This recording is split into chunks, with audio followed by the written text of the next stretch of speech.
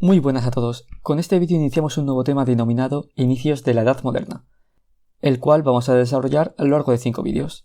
En este en concreto vamos a abordar los cambios que se producen en el paso de la Edad Media a la Edad Moderna. Con ello podremos saber, a su vez, cómo funcionaba la política, economía y sociedad en la Edad Moderna. Para empezar, se desarrollará de forma breve cómo fue la Edad Media, hablando del feudalismo y su sistema social, para, posteriormente, tratar todos los cambios que se produjeron con la llegada de la Edad Moderna. Así que vamos a ello. La Edad Media es un periodo de tiempo que va desde el final del Imperio Romano de Occidente en el año 476 hasta el siglo XV, pudiendo situar el final con el descubrimiento de América en el año 1492 o la caída de Constantinopla a manos de los turcos en el año 1453. En esta época imperó un sistema que conocemos como feudalismo. En este, la sociedad se dividía en 3 estamentos: nobleza, clero y pueblo llano. Tanto la nobleza como el clero eran una minoría con varios privilegios, como por ejemplo no pagar impuestos, mientras que el pueblo llano era la mayoría y no tenía privilegios. En este periodo el poder principal no estaba en los reyes, sino en los nobles y el clero, que tenían mucha más fuerza y territorios que el propio monarca. Estos obtenían sus riquezas principalmente de los impuestos, que cobraban al pueblo llano que trabajaba sus tierras. Porque un rey es más que cualquiera de nosotros, pero no es más que todos nosotros juntos. ¡Nunca! Porque nosotros ¡somos Castilla! Los campesinos vivían en aldeas bajo una economía de subsistencia, en la que las principales preocupaciones eran la alimentación, la ropa y el hogar. Todas las actividades económicas de estas aldeas estarían relacionadas con alguna de estas 3 necesidades, y, por tanto, no tenían recursos adicionales que invertir para prosperar.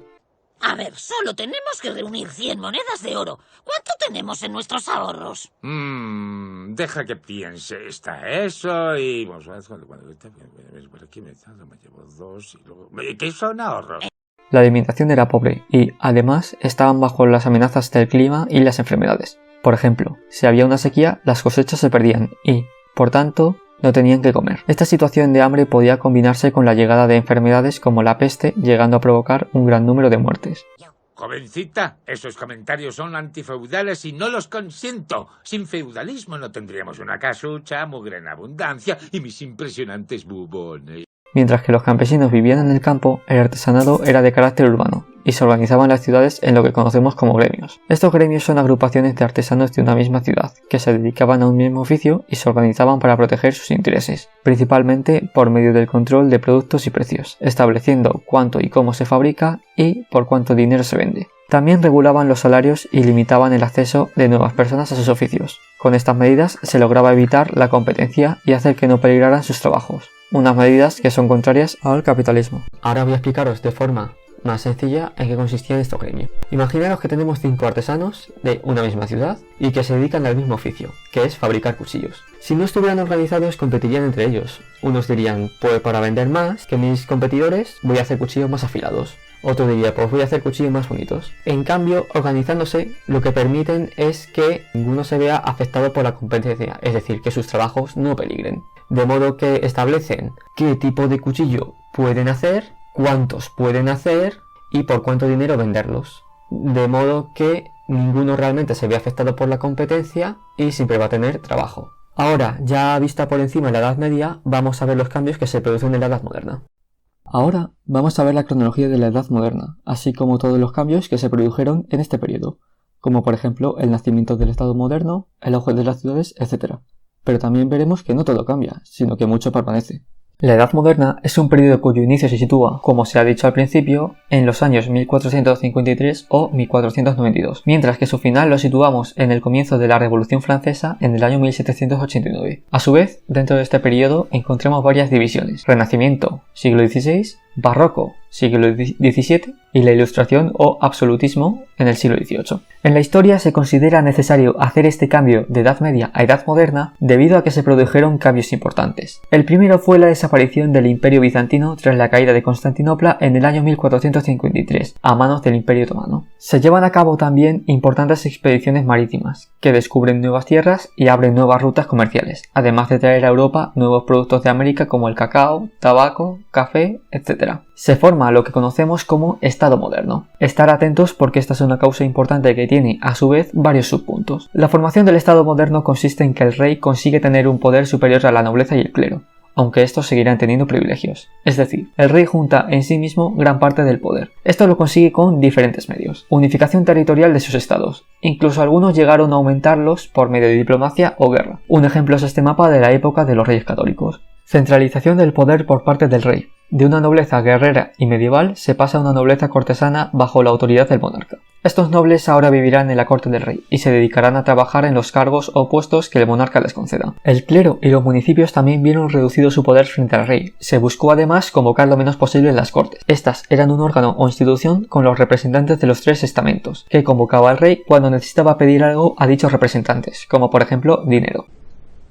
Y como quiere vuestro señor protegeros del turco que amenaza nuestras fronteras, os solicita le concedáis de buen grado a devolver en 3 años 200 millones de maravedíes.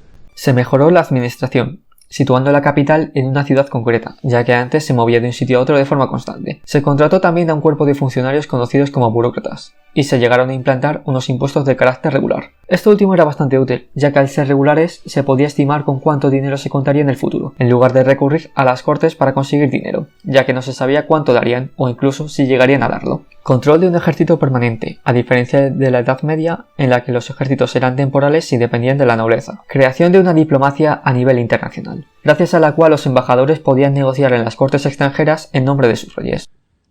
¿Y si su majestad pudiera obtener más poder y prestigio por otros medios? ¿Otros medios? Medios pacíficos. ¿Qué? ¿Sin batallas?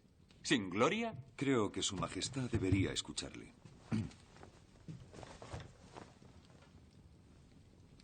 En las últimas semanas he llevado a cabo, por supuesto en vuestro nombre, una intensa ronda de conversaciones diplomáticas, no solo con el embajador francés, sino también con representantes del emperador, con enviados de Dinamarca, Portugal, los estados italianos. ¿Para qué? Para hacer un tratado. ¿Qué clase de tratado? Un tratado de paz universal y perpetua. Bien, volviendo a los cambios, vemos que se comenzó a desarrollar el capitalismo, gracias a la burguesía. Personas del pueblo llano, adineradas y dedicadas al comercio, la banca, los negocios manufactureros, etc. Esta se enriquece gracias al comercio de larga distancia, que surge con la apertura de las nuevas rutas marítimas mencionadas antes. ¿Por qué debería recibiros, Su Alteza? Porque la ruta a las Indias por el oeste aportaría grandes riquezas a Castilla. Normalmente, estas aventuras comerciales podían llevarlas a cabo de forma individual o en grupo, si los recursos necesarios para ello eran altos. El riesgo de estos negocios era alto, ya que había peligros como las tormentas o los piratas. Pero también lo era el beneficio que se lograba en caso de tener éxito. Además, también la burguesía era responsable de llevar a cabo lo que conocemos como sistema doméstico. Para entenderlo debemos recordar que los gremios medievales imponían muchas restricciones para protegerse, lo que hacía disminuir las ganancias de los negocios y el comercio de la burguesía. La solución fue el sistema doméstico, a través del cual la burguesía iba a las zonas rurales, donde los gremios no tenían poder y sus normas no eran válidas, y, por lo tanto, se podía hacer mejor negocio. Ahí solicitaban a los campesinos que elaboraran los productos deseados, previamente dándoles el burgués la materia prima y las herramientas necesarias para el trabajo. Una vez terminados los productos, el burgués les pagaba y se los llevaba para comerciar con ellos. Así, no estaba sujeto a las limitaciones de los gremios y ganaba más dinero. Veamos ahora cómo estaba la industria, y específicamente la situación en la industria textil. La lana en aquel tiempo era la columna fuerte de la prosperidad inglesa. En todas las casas de la aldea o del campo se encontraba una rueca y en todas las aldeas había un telar. Este método de fabricación se conocía como el sistema doméstico. Se produce también un auge de las ciudades, con un aumento de su población e importancia. Dentro de estas, la burguesía se fue imponiendo sobre los artesanos, pequeños comerciantes y asalariados, siendo estos últimos principalmente criados. Hay un aumento de la población, sobre todo en el siglo XVI. Este aumento se debe a que, en la historia, tras un periodo de alta mortalidad, suele surgir otro periodo de crecimiento demográfico. Ese momento de mortalidad fue la peste negra, una epidemia que afectó a Europa a finales de la Edad Media y produjo millones de muertes. Os hago un paréntesis para aclararos que esto no tiene nada que ver con el coronavirus. Lo de la peste era mucho más mortal. Otros motivos del crecimiento fueron que la situación climática era buena, mejoraron las cosechas y hubo menos enfermedades. Otro de los cambios fue la ruptura de la Iglesia católica, debido a Lutero y la Reforma protestante. algo de lo que ya hablaremos en otro vídeo. A nivel cultural aparece la imprenta a finales del siglo XV y se desarrollan las manifestaciones culturales del Renacimiento y Humanismo, que estaban solo presentes en las élites, permaneciendo la mayoría de la población en la ignorancia. Aún así debemos reconocer que fueron el inicio de un proceso que dio lugar mucho después a la revolución científica y la ilustración del siglo XVIII. Sin embargo, de estos temas también hablaremos en otros vídeos. Bien, estos han sido los cambios por los cuales consideramos que pasamos de Edad Media a Edad Moderna. Es cierto que mucho cambia, sin embargo, más cosas son las que permanecen. La estructura social de privilegiados, nobleza y clero, y el resto del pueblo no privilegiado se mantiene. Además, aunque las ciudades crecieran, la mayor parte de la población seguía viviendo en un entorno rural, en el que la muerte, el hambre y las enfermedades eran norma. Debemos tener presente que el desarrollo del capitalismo benefició solo a unos pocos, viviendo la mayoría de la población bajo la economía de subsistencia de la que ya hablamos en la Edad Media.